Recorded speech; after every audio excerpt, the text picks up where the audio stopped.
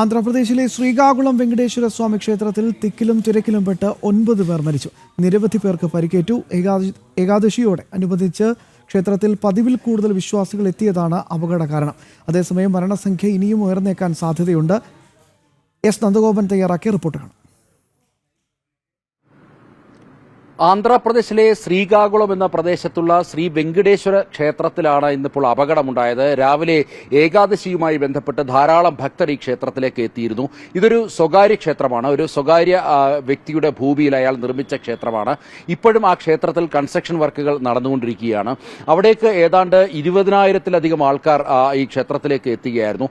എന്നാൽ പോലീസ് വ്യക്തമാക്കുന്നത് ഏതാണ്ട് 2,000 മുതൽ 3,000 ആൾക്കാർക്ക് വരെ എത്തി ദർശനം നടത്താൻ പറ്റുന്ന ഒരു സൗകര്യം മാത്രമായിരുന്നു ആ ക്ഷേത്രത്തിൽ ഉണ്ടായിരുന്നത് എന്നുള്ളതാണ്.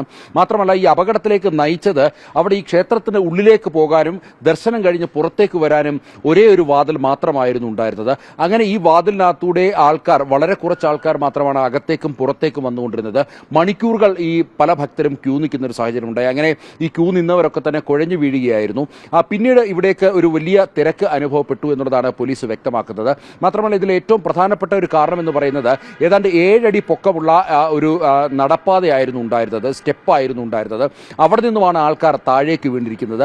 ഈ മരണപ്പെട്ടവരിൽ ഇപ്പോൾ നിലവിൽ മരണപ്പെട്ടതിൽ 8 സ്ത്രീകളും അതേപോലെ തന്നെ ഒരു കുട്ടിയുമാണ് ഉൾപ്പെടുന്നത്. അങ്ങനെ 9 മരണമാണ് ഇപ്പോൾ ഔദ്യോഗികമായി സ്ഥിരീകരിച്ചിരിക്കുന്നത്. അതേസമയം ഇനിയും മരണസംഖ്യ ഉയർന്നേക്കാം എന്നുള്ളതാണ് പോലീസ് വ്യക്തമാക്കുന്നത്. ജില്ലാ ഭരണകൂടവും അത് സ്ഥിരീകരിക്കുന്നു. പ്രത്യേകിച്ച് ഈ പരിക്കേറ്റവരുടെ നില അതീവ ഗുരുതരമായി തുടരുന്ന ഒരു സാഹചര്യമാണ്. പരിക്കേറ്റവരെ ഇന്നിപ്പോൾ കേന്ദ്രമന്ത്രി റാംമോഹൻ നായിഡു അടക്കമുള്ള മുതിർന്ന നേതാക്കളൊക്കെ തന്നെ ഇന്നിപ്പോൾ അവിടെ സന്ദർശിക്കുകയുണ്ടായി.